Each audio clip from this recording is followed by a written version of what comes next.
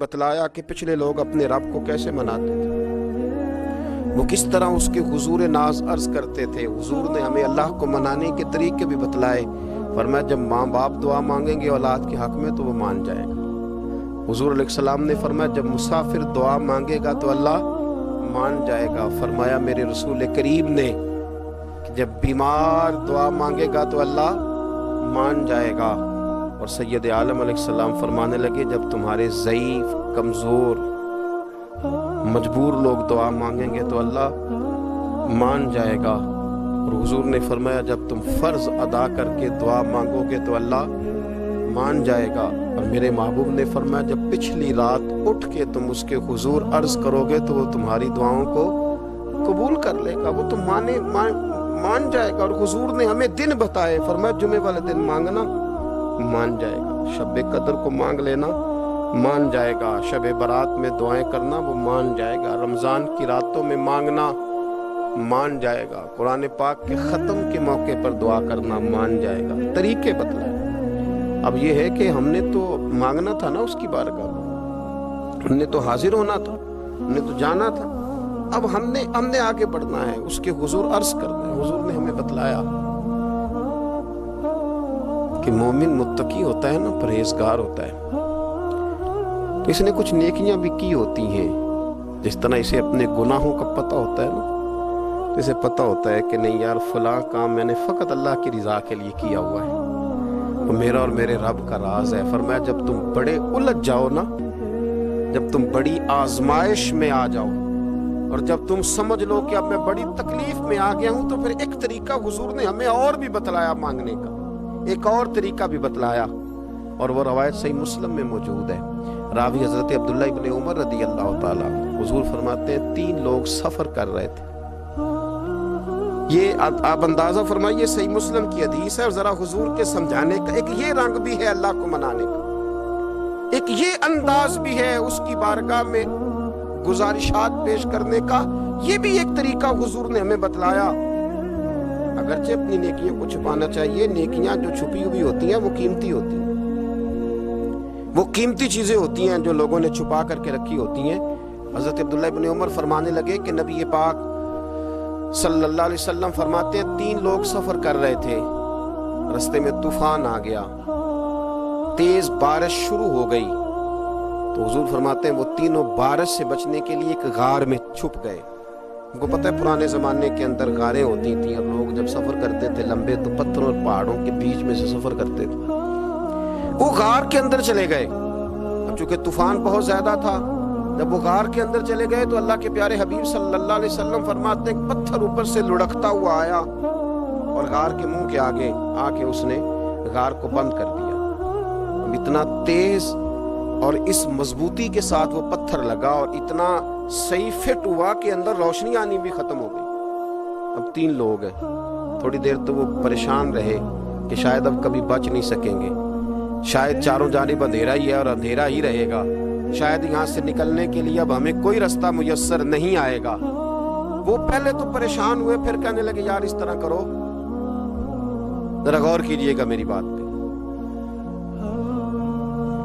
فرمایا اس طرح کرو، اگر کوئی زندگی میں نیکی کی ہے نا تو ذرا اس نیکی کو یاد تو کرو، اور یاد کر کے اس مالک کے حضور عرض تو کرو، وہ کریم ہے، کوئی آنکھو شاید من جاوے تے گل کم تتڑی دا بن جاوے، عرض تو کرو۔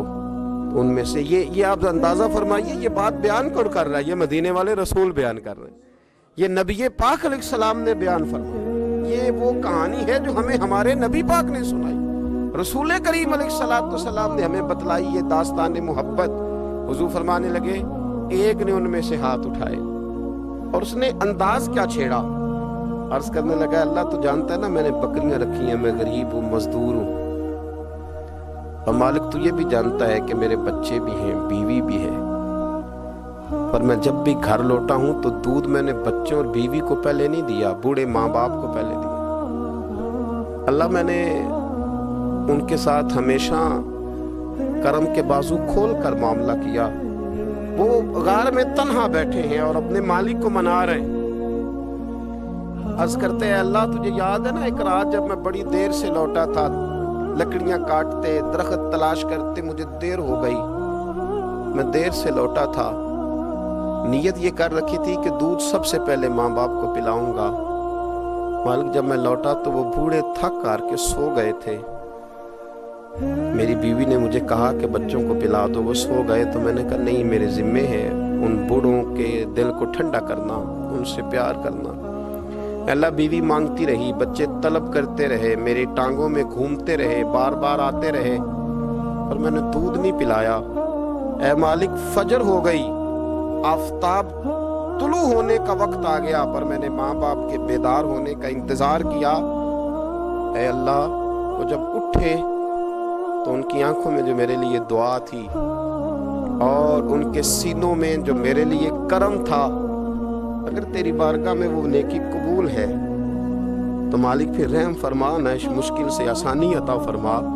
सुनो सुनो, रसूल करीम सल्लल्लाहु अलैहि वसल्लम फरमाते हैं कि उस बंदे की दुआ मुकम्मल हुई तो पत्थर थोड़ा सा सिरक गया, और इतना सिरका कि आसमान नजर आने लगा।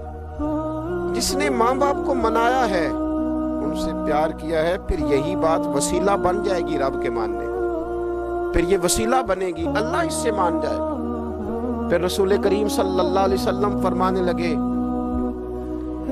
दूसरा बोला और अर्ज करने लगा कि ऐ अल्लाह, तू जानता है मुझे अपने चचा की बेटी भाने लगी थी, मैं उसकी तरफ रगबत करने लगा था, और मैंने जब उससे जाके इरादा किया कि मैं तेरा तालिब हूँ, तो उसने मुझे कहा कि पहले 100 दिनार लाओ बाना। तो अल्लाह, मैंने मुशक्कत करके 100 दिनार जमा किए, और जब मैं पूरी तरह उस पर हावी हो गया, वो मेरे कब्जे में आ गई और गुनाह का मैंने इरादा कर लिया, तो उस औरत के मुंह से एक जुमला निकला कि अल्लाह से डर।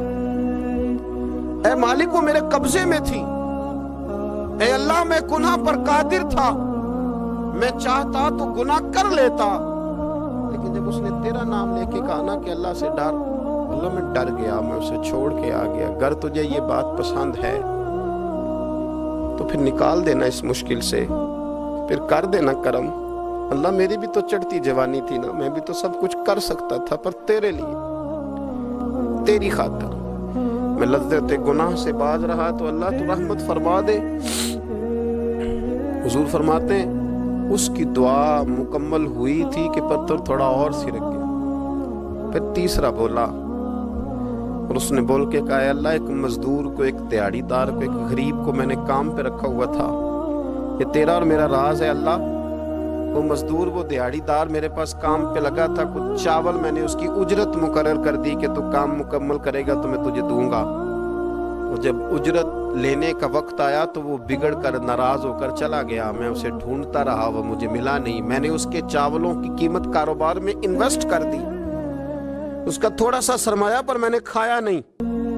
फिर वो उससे मैं कारोबार करता रहा, और इतना कारोबार किया कि बहुत सारी गायें और उनके चरवाहे तैयार हो गए। वो सालों के बाद लौटा, मैंने उस गरीब का माल खाया नहीं, बल्कि बढ़ाया, महफूज करके रखा। वो सालों के बाद लौटा और कहने लगा, मेरा माल, तो मैंने कहा वो सारी गायें तेरी है, वो चरवाहा तेरा है, ये सारा कुछ तेरा है। कहने लगा, तुम मुझसे मजाक करता है, मैं गरीब कहाँ और गाँव इतनी इतनी बड़ी गायें कहाँ, तू मजाक करता है। तो मैंने कहा मजाक नहीं, मैंने अपने रब से डर के तेरे माल की हिफाजत की, ये तेरा है। अल्लाह, मैं खा भी तो सकता था ना, पर तुझसे डर कर मैंने वो सारा महफूज रखा। अल्लाह, अगर तुझे मेरी ये अदा पसंद है तो फिर आज मान जाना, आज राजी हो जा। अल्लाह के रसूल फरमाते हैं उसकी दुआ मुकम्मल हुई थी कि पत्थर लुढ़का और उनके लिए रास्ता बन गया। वो बाहर आ गए तो हुजूर ने हमें बतलाया कि वो तुम्हारी नेकियां जो छुपी हुई हैं, वो तुम्हारी नेकियां जो तुमने खालिस अल्लाह की रिजा के लिए की, उन नेकियों, उन आमाल का वसीला भी तुम्हारे रब के मानने का जरिया बन जाएगा। उसको मनाया जाए, उसकी हुजूर हाजिरी दी जाए, उससे बख्शिश का सवाल किया जाए, उसकी बारगाह में ये गुजारिश की जाए कि अल्लाह, गरीबों, मजबूरों, कमज़ोरों और उन लोगों के सदके जो अल्लाह रास्ता देख रहे हैं कि रास्ता कब खुलेगा, जो तेरी बारगाह है करम के सवाली हैं, उनके सदके तू रहम फरमा।